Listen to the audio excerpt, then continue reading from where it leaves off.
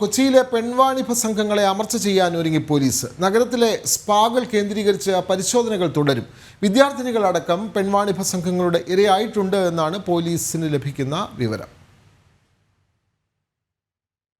അന്തർസംസ്ഥാന പെൺവാണിഭ ശൃംഖല കൊച്ചിയിൽ പിടിമുറുക്കുന്നെന്ന വിവരങ്ങളുടെ അടിസ്ഥാനത്തിലാണ് പെൺവാണിഭ റാക്കറ്റുകൾക്കെതിരെ കർശന നടപടി സ്വീകരിക്കാൻ കാരണമാകുന്നത്. നഗരത്തിൽ കൂടുപോലെ മുളച്ചുപൊങ്ങിയ സ്പാകൾ കേന്ദ്രീകരിച്ചാണ് കൂടുതൽ പരിശോധന. വീടുകൾ വാടകയ്ക്കെടുത്തും ലോഡ്ജുകൾ കേന്ദ്രീകരിച്ചും പെൺവാണിഭ സംഘങ്ങൾ പ്രവർത്തിക്കുന്നുണ്ട്. എറണാകുളം സൗത്തിലെ ലോഡ്ജിൽ പ്രവർത്തിച്ചിരുന്ന സംഘത്തിന് ഉന്നത ബന്ധങ്ങൾ ഉണ്ടായിരുന്നതായി കണ്ടെത്തിയിരുന്നു. കടവന്ത്രയിലെ അനാശാസ്യ കേന്ദ്രത്തിന് ഒത്താശ ചെയ്തിരുന്ന 2 ASIമാരെയും കഴിഞ്ഞ ദിവസം അറസ്റ്റ് ചെയ്തിരുന്നു. വിദ്യാർത്ഥിനികളടക്കം പെൺവാണിഭ റാക്കറ്റുകളുടെ വലയിൽ കുടുങ്ങിയതായാണ് പോലീസിന് ലഭിക്കുന്ന വിവരം. സംസ്ഥാനത്തിന് പുറത്തുനിന്നും പെൺകുട്ടികളെത്തിച്ചും ഇടപാടുകൾ നടക്കുന്നുണ്ട്. എറണാകുളം നോർത്തിൽ പ്രവർത്തിച്ചിരുന്ന മോക്ഷ എന്ന സ്പായുടെ നടത്തിപ്പുകാരൻ മാസം 1 കോടിയോളം രൂപയുടെ ഇടപാടുകൾ നടത്തിയതായാണ് പോലീസിന്റെ കണ്ടെത്തൽ.